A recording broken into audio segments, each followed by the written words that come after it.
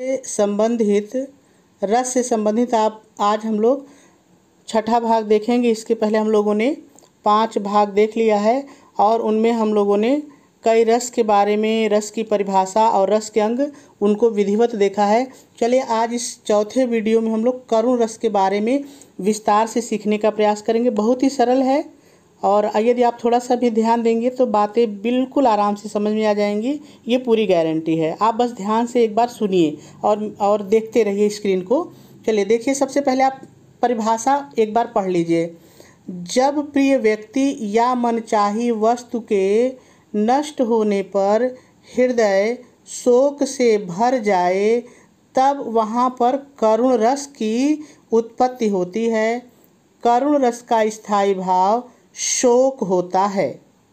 ये तो परिभाषा रही। अब आप इसे मेरे शब्दों में एक बार समझ लीजिए तो परिभाषा क्लियर हो जाएगी। देखिए, जब आप कोई ऐसी कविता पढ़ रहे हों जिसमें कोई व्यक्ति है और उसका कोई प्रिय व्यक्ति या उसकी कोई प्रिय वस्तु नष्ट हो जाए, खत्म हो जाए, यानी कोई आदमी है उसका जो अपना प्रिय है वो नष्ट हो जाए, यानी मर जाए, या उसकी कोई वस्तु टूट करके नष्ट हो जाए, तब उस आदमी के हृदय में जो शोक होगा, जो कष्ट होगा, उसी कष्ट को हम क्या कहते हैं? करुण रस कहते हैं। और करुण रस का स्थायी भाव शोक होता है। एक बार फिर से इस परिभाषा को समझ लीजिए। मैंने ये कहा कि जब आप कोई कविता पढ़ रहे हैं या किसी से सुन रहे हैं और उस कविता में दिया हुआ है कि किसी व्यक्ति का कोई प्रिय मर गया है या उसकी कोई वस्तु नष्ट हो गई है, तो उस आदमी का हृदय जो है वो दुख से भर जाएगा। अब मैंने यहाँ शोक किया है, आप दुख कह सकते हैं, पीड़ा कह सकते हैं, कोई जरूरी नहीं कि आप मेरे शब्दों का ही यूज कीजिए, आप सीख के अपने शब्दों का प्रयोग भी कर सकते हैं। तो वही मैंने कहा कि किसी का कोई प्रिय व्यक्ति मर जाए या उसकी कोई वस्तु टूट जाए तो उसका हृदय शोक से भर जाएगा, तकलीफ से भर जाएगा, कष्ट से भर जाएगा, और तब वहाँ किस रस की उत्पत्ति होगी? करुण रस की उत्पत्ति होगी। और करुण रस का स्थायी भाव शोक होता है।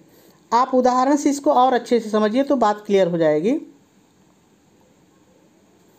देखिए, पहले उदाहरण को आप पढ़िए। पति सिर देखत मंदोदरी, मूर्छित विकल धरन खसी परी, जुवति वृंद रोवति उठि धाई, तेहि उठाई रावण पहि आई। अब इसको हम लोग इसका भावार्थ समझते हैं। देखिए, मैंने कहा था कि किसी उदाहरण को पहचानने के 2 तरीके हैं। या तो आप उस कविता का भावार्थ जानिए कि उसमें क्या कह रहा है, या कुछ शब्दों को आप पकड़ के अंदाज़ा लगाइए। तो पहले हम भावार्थ की बात करते हैं, फिर हम लोग शब्दों को पकड़ के देखते हैं कि कैसे पहचानेंगे। तो पहले भावार्थ देख लीजिए। इसमें जिक्र क्या है कि रावण को श्री रामचंद्र जी मार देते हैं और जो मंदोदरी है वो रावण का सिर देखती है, अपने पति का सिर देखती है और मूर्छित होकर के, विकल होकर धरती पर खस पड़ी, यानी गिर जाती है। तो जो वहाँ युवती वृंद मतलब जो वहाँ पे स्त्रियाँ रहती हैं वो उठकर रोते हुए उठकर के दौड़ के आती हैं, धाई मतलब दौड़ के आती हैं, और तेह यानी मंदोदरी को उठा करके रावण के पहि मतलब पास आती हैं। तो अब यहाँ पर देखिए, यहाँ पर क्या है कि मंदोदरी है और उसका प्रिय यानी उसका पति, उसका प्रिय मर गया। कौन? रावण मर गया, और जिससे वो मूर्छित विकल होकर के धरती पर गिर पड़ी, और जो वहाँ पे स्त्रियाँ थी रोते हुए दौड़ के आई और उठा करके उसे जो मरा हुआ रावण है उसके पास लेकर के आती हैं। तो इसमें आप देख रहे हैं कि मंदोदरी के मन में कष्ट हो रहा है क्योंकि उसका प्रिय पति मर गया है। तो मैंने यही परिभाषा में आपको बताया।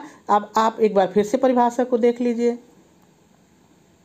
मैंने आपको यही बताया कि जब कोई प्रिय व्यक्ति या कोई उसकी मनचाही वस्तु नष्ट हो जाए, यानी मर जाए या नष्ट हो जाए, तो उस व्यक्ति का हृदय शोक से भर जाएगा, तब वहाँ करुण रस की उत्पत्ति होती है। और करुण रस का स्थायी भाव शोक होता है। जैसा कि आपने उदाहरण में आप देख रहे हैं कि यहाँ पर के मंदोदरी का जो प्रिय पति है वो मर जाता है और मंदोदरी के मन में कष्ट उत्पन्न होता है, जिससे उसके अंदर शोक की भावना आती है। तो यहाँ पर जो है ये शोक रस का, करुण रस का ये अच्छा उदाहरण है।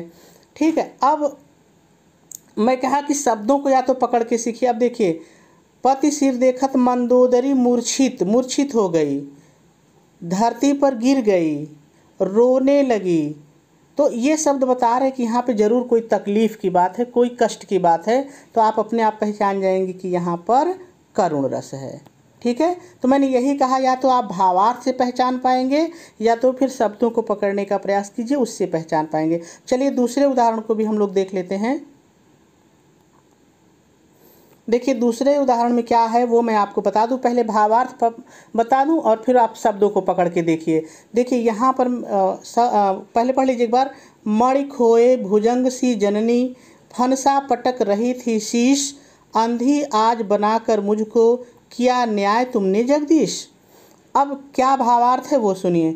देखिए श्रवण कुमार जी को दशरथ का तीर लगता है और वो मर जाते हैं, श्रवण जी मर जाते हैं। तो उनकी माँ जननी माने माता जो है अपना सर पटक रही है। कैसे पटक रही है?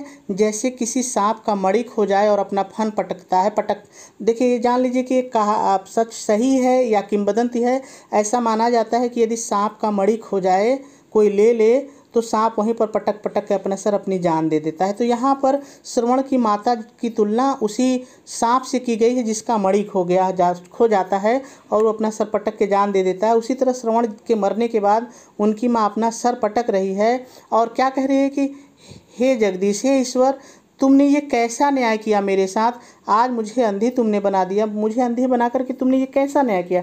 ठीक है, तो यहाँ पर आप देखिए इसका भावार्थ बता रहा है कि बहुत ही कष्ट की बात है। तो यहाँ पर करुण रस है और ये करुण रस किसके क्यों उत्पन्न हो रहा है?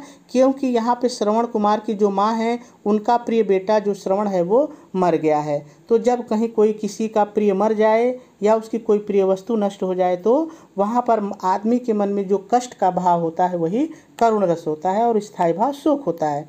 ठीक है, अब चलिए इसके जो करुण रस के अंग हैं इनकी चर्चा हम लोग थोड़ी सी कर लें।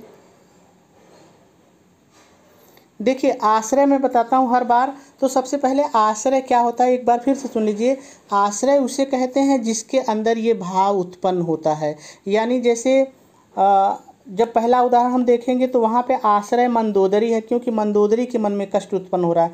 दूसरे उदाहरण में जो श्रवण की माँ है वो आश्रय है। अब चलिए सुनिए। स्थायी भाव आप जानते हैं कि करुण रस का जो स्थायी भाव है वो शोक होता है, ये आपको याद रखना पड़ेगा। अब आलंबन की बात करते हैं। तो आलंबन का मतलब होता है कि मंदोदरी के मन में कष्ट क्यों हुआ। तो यहाँ पे जो आलंबन होगा पहले वाले उदाहरण के लिए रावण होगा। ठीक है, और दूसरे वाले उदाहरण के लिए जो आलंबन है वो कौन होगा? श्रवण होंगे, बिल्कुल सही। चलिए अब उद्दीपन की हम जरा सा बात कर लें।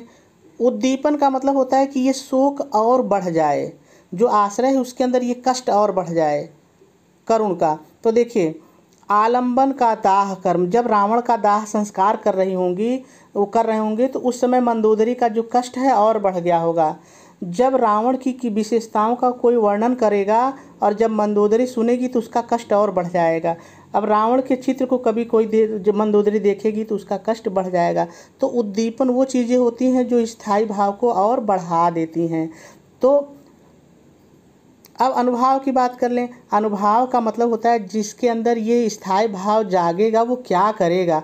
तो देखिए जब मंदोदरी के मन में स्थायी भाव जागेगा तो रोएगी, प्रलाप करेगी, कांपेगी, मूर्छित हो जाएगी, निश्वास अचानक सांस छोड़ेगी, छाती पीटेगी, भूमि पर गिरेगी, दैव निंदा इत्यादि करेगी। और यही काम श्रवण की माँ भी करेगी।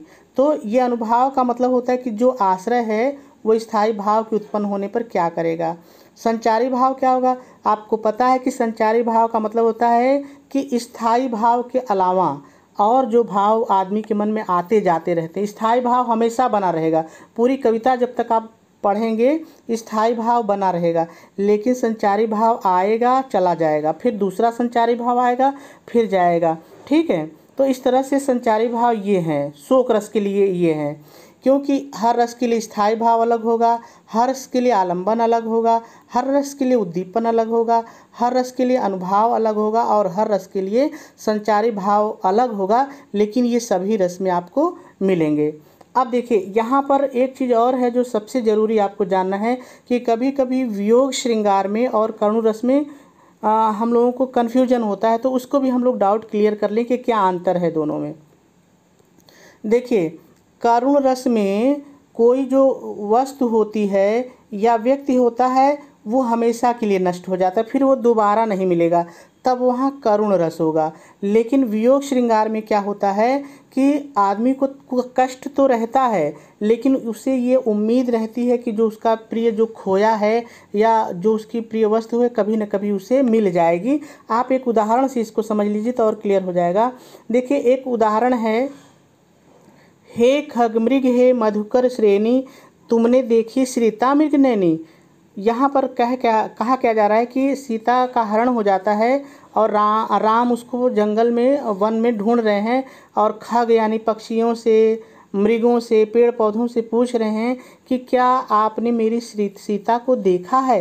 तो राम यहाँ रोते हुए सीता को ढूंढ रहे हैं, लेकिन यहाँ पर वियोग श्रृंगार है, करुण रस नहीं है, क्योंकि राम को उम्मीद है कि उनकी सीता मिल जाएगी। तो मैंने यही बताया आपको कि करुण रस में कोई भी चीज़ हमेशा के लिए ख़त्म हो जाती है, मिलने की उम्मीद नहीं रहती है, जबकि वियोग श्रृंगार में प्रेम की भावना होती है और जो वस्तु है उसके दोबारा मिलने की उम्मीद रहती है। मेरे ख्याल से बात समझ में आ गई होगी। कल हम लोग जो है एक नए रस पर चलेंगे। आज इतना ही।